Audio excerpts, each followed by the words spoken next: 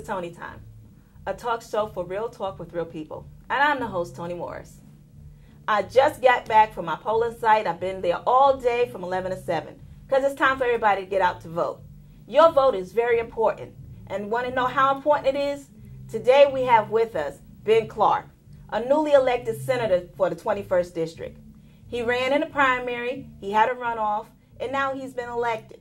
So today we're going to talk to Ben because some of you didn't get a chance to meet him. So now here's your chance. Welcome, Ben. Glad to have you. How you doing? Just fine. It's a pleasure to be here, Toni. Good. I'm glad you invited me. I'm glad you're here. Yeah. All right. Now, how's it feel to be a senator? It feels great. And I want to add something to what Toni said. She said it's important to vote. It surely is, because when I ran in the primary, I only made it to the runoff by 3 votes. That's right. So every single vote counts. That's right. It does count. Yes. So 3 votes made 3 the votes, difference. as a matter Hear of fact. that? 3 votes made the difference. Had 3 people not voted, we'd have a hard time right now knowing who would be the senator for the 21st District. But now we know it's Ben Clark. Right, and it wouldn't have been me, but a good thing if we got those 3 votes because it is me. Right. So, sorry, I had to throw that in there. You had to throw that in there, Ben. Don't worry about it. This is what is good about our senator. Right. Y'all gonna get to see him. He's a funny guy. He's real laid back. He's good people. This is the person who's gonna represent you in the 21st District. And going to do it well. And do it well. Yes. Got it, right? Do it well. Okay. Ben, tell Yeah. them a little bit about yourself. Gladly. Okay, first of all, I want to dispel sort of a myth. Some of you know it already anyhow, but when I started running, there were often words to the fact that nobody knows this guy in Cumberland County. Where is he from? Folks, I was actually born and raised in Cumberland County. As a matter of fact, as a young man, I can remember driving right out that road on Rayford Road on a bicycle from Hollywood Heights on several occasions, riding my bike to Fort Bragg, riding my bicycle all the way to the mall, before the mall was there actually.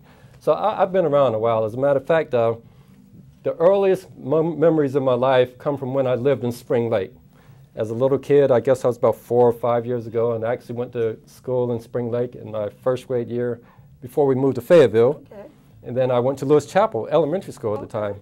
As a matter of fact, during my youth, there was a lot of transition going on in Fayetteville. As a matter of fact, that was during the time of the 60s and 70s. There was a lot of turbulence in the nations. So I went to elementary school at Lewis Chapel. Then I was bused to Brentwood for the 3rd grade. Okay. Bused to Montclair Elementary School for the 4th, 5th, 6th, and 7th grade. Then I went back to Lewis Chapel, was an all 8th grade school at the time, across the street to Ann Chestnut for an all 9th grade school year. Then to 71st High School, where I attended school from the 10th, 11th, and 12th grade year. And it was after I left 71st High School that I went to A&T State University, and I majored in industrial technology with a concentration in electronics. But more importantly, it was during that period of my life that I decided to pursue the Air Force ROTC program at the university there. And I was commissioned as a 2nd lieutenant in the United States Air Force out of that program. And it was from there that I went on into the Air Force and completed a 20-year career. Now, during that time, of course, I got to travel quite a bit. Did 3 tours of Europe, served in many assignments throughout the CONUS. But it gave me somewhat of a broader perspective. You got to meet a lot of people from a lot of different areas, a lot of backgrounds, a lot of cultures, a lot of religion, work with people of different colors, work with women, work with men. So it was a very, what I call it, enlightening point during my life. Okay. Let me interrupt you for a second. You said you've been many places. Oh, yes. Yeah. Name some of the places. Give me some of your top 3 places you've been. Well, I'd have to say, well, nothing against the United States, No, but when you live here all your life, you sort of like to get out of the country. Correct. So I did 3 tours over in Germany. The first tour was at a place called Fellberg Air Force Station. To sort of put that into perspective, if you look at the map and you see where Germany is located, and it had its capital at the time of Frankfurt, Germany, back when it was split between the East and West. I was located in the edge of the Taunus Mountains, which was approximately 30 miles, I'd say, to the northeast of Frankfurt, Germany. Okay. And it wasn't a very high mountain range, so you could ride down from the mountain range and you could be down into Frankfurt in about 30 or 40 minutes or so. So you had the best of the natural environment up there in the forested area, or you could be right down in a bustling city. And of course, for the youngster that I was at the time, a young officer, you like going into the city because cities have a lot to offer, especially large international cities such as Frankfurt. So that was a very fun time in my life because, like I said, I was a young guy at the time. I think I was about 22 or so. And so you're 22, you're in a foreign country, And you have a little money in your pocket now, and you can sort of get around and no go have fun. Supervision. No parents Right. supervision. No parent supervision. Yeah, Okay. and so it was a very enjoyable period of my life. Okay. Then at another time, I was in Germany again. I think Okay. I was around probably close to 30, approaching 30 at this time. And I was stationed at a place called Capone Air Station, which was near Kaiserslautern. People in the military called it K-Town at the time. Okay. And it was near Landstuhl area, Ramstein Air Base. So there was a lot of United States presence in that area. And I enjoyed that tour as well. As a matter of fact, I can remember I stayed out on the economy. And so when you're not staying on the post, we called it out on the economy. Right on Okay. the economy. So I lived in a little village called Ramstein, Miesenbach, and I stayed with this German family, and we became somewhat close. And I can remember there was this one particular incident that took place during my tour there. They used to have air shows over there, so you'd have the Air Forces come and they'd fly fancy formations and things like that. But there was this one particular day, a sort of tragic event took place. And it just so happened I was not at the air show. Normally I would have been at the air show, but I was away hang gliding. As a matter of fact, I had a photo of the people that I hung glide with in my little photo album here. But I forgot to tell my landlords that I was going to be away. Okay. So when this accident took place at the air show, they became, somewhat concerned. It's like, oh, did Ben get killed in that thing? Because we haven't seen him. So when I got back, they sort of scolded me, you left and you didn't even tell us about that. So it's sort of like we had become sort of like family there to them. And then my third tour to Germany was somewhat of a similar situation. But at my very last tour, I stayed in a place called Landstuhl, okay? And I was working in what we called a joint assignment at the time. So I was working for the Allied Air Forces Central Europe.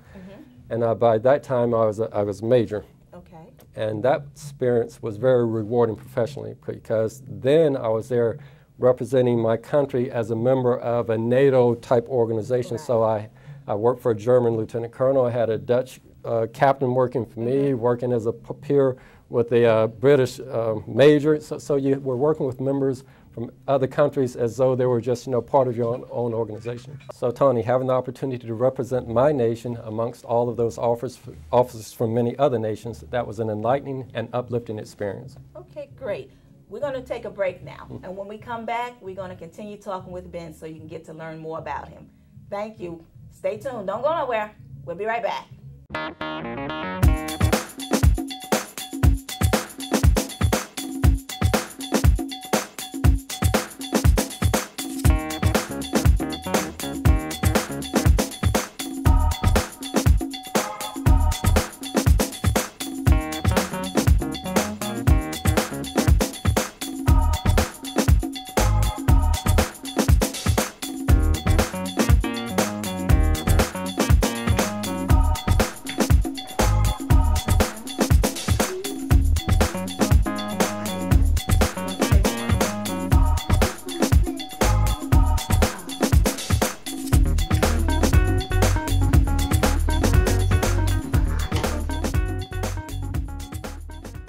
Welcome back to Tony Time. Today our guest is Ben Clark.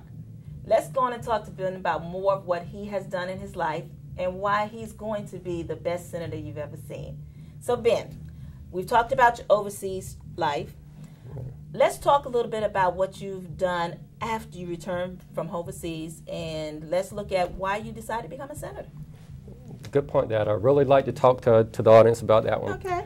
Okay. Let's talk to him. Talk to him. Let him know what you got. Yeah. Show him what you're working with. Got that right. Okay. Yeah. Like when I came back from Germany on my final tour over there, I ended up working at the North Carolina A&T State University, my alma mater, as an Air Force ROTC instructor. And that sort of set the groundwork, if you will, for what I would eventually want to do once I retired from the Air Force, because that gave me the opportunity to work with some youth. As a matter of fact, it was almost like a surreal experience. I'm here in my alma mater, I'm working with these youngsters at the university, I'm training them, I'm teaching them, and I'm getting paid for it. Yes. I mean, you can't beat that.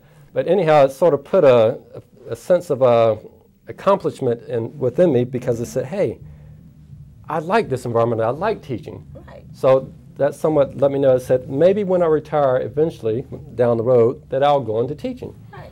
But I had one more assignment to do after that. So after I completed my ROTC assignment, I went on to Washington, D.C., to the nation's capital, where I worked at Bolling Air Force Base for an agency called the Defense Intelligence Agency. Okay.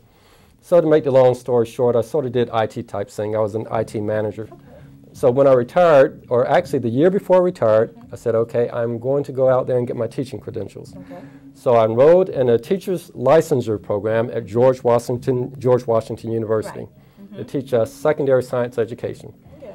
And so ultimately I did retire, and I stayed up there in the Washington, D.C. area, more specifically Maryland, where I taught at a high school called Charles Herbert Flowers High School in the Science and Technology program. That's a lie. That's correct. so I taught there as a science teacher that year, and it was sort of a strange because I remember they told us, you know, you're a first-year teacher and we don't have them teaching more than 1 or 2 topics, you know, supposedly by the policy at the time, but I ended up teaching 4 topics, you know. Okay. I taught engineering graphics, I taught electronics, I taught energy, and I can't remember the other subject, but essentially I was teaching 4 subjects there my first year as a teacher. Okay. But as things would have it, you know, I needed to come back home to North Carolina, so I told the folks up there that I won't be going back. So I said, well, maybe I can teach down here in North Carolina. So I came down, and I got my North Carolina license to teach. Okay. And I had to take some additional practice tests that weren't required up there in Maryland. Okay. But for whatever reason, I didn't get hired by the public school system of North Carolina to teach in the classroom, so I ended up working with the Cumberland County Web Academy, so I became an online teacher, Okay. which was a very good and new experience. And also, while doing that, I applied to teach out at Fort Bragg for what was called at the time, what did they call it? Battle Command Training. So Okay. essentially, I became like a corporate trainer for all practical purposes. So I'm teaching for the Web Academy here in Cumberland County. I'm out there at Fort Bragg, and I'm teaching troops how to use various computer systems, and I also have an office that's down there on Rayford Road, Okay. in which I was sort of doing a little side job in taxes. So I was multitasking all over the place. Okay. But ultimately I said, well, you know, I can't keep doing all of these different things. So I just decided to eventually focus on working out at Fort Bragg. Now the good thing about that is I had a pretty decent income, which allowed me to the opportunity to pursue other things, Okay. because I still really wanted to become more involved in the community. And so then I started looking at the idea, well, maybe I can run for political office, Okay. because that will afford me, I guess, a venue with which I can impact the lives of people in a positive way. And the good thing about working out there is I had an income that I would be able to use to finance my campaigns. But, that's another thing there altogether. Okay. So, of course, when you decide you want to start possibly run for political office, you say, well, which office would be most suitable for me? Okay. And so at the time, well, still do, I live out in Hope County, but before the redistricting that just took place, I was Right. part of the 13th Senatorial District. Right. So I started to saying, okay, well, what are some of the positions out there? And for whatever reason, I homed in on the legislature. Okay. I knew they had representatives and senators, and I'm like, and maybe I hate to admit it, but I'm like, well, who's my senator? Okay. Never heard of the person. So I started asking some people, Right. do you know this person who's the senator Right. representing us? Who was your And senator? it was Senator Weinstein at the time. Oh, okay. And, Okay. and nobody seemed to know him. Now, some of the politicians, of course, in town, they knew him, but I'm talking about just regular Yeah. folks. Right. I'm asking all these regular folks, do you know this person? Has they ever asked your opinion about anything? And the answer was continuously no. So I'm like, well, I'm running. Had anybody ever seen him? No. Nobody's seen him. So we have somebody representing you. That I could not find a regular person Right. who had seen or knew who this gentleman Okay. was. Okay. So I said, well, I'll run for the state senate. Okay. And of course, you know, people figured I had absolutely no chance, you know, the political establishment. Yeah. And I think, and although I didn't win in that first run, the biggest shock was I got a lot of votes. Okay. And that's probably because Yeah. they saw you. They saw me, They right. knew what you right, look like. They right. could at least So all of a identify sudden, it's like, with who? you. As a matter of fact, I can even remember running down there because it was Hope County and Robeson County. My opponent hardly even put any signs out. That's how much I was discounted. Okay. So then I said, well, I'll try again the next time. Okay.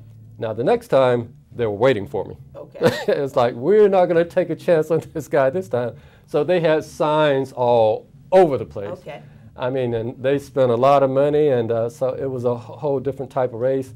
Ben, we appreciate all the information you've given us. It's really good information. But it's so much. We're going to have to bring you back for a second show. No problem, okay? Tony. So we're going to conclude Tony Time for now. But tune in for our next show. We're going to bring Ben back so we can get to know Ben more. And I'll see you next time. time. We haven't seen yet. He's a little closet maniac. So y'all going to get to see Ben for the person he is, okay? Next time, tune in for Tony Time. Thank you.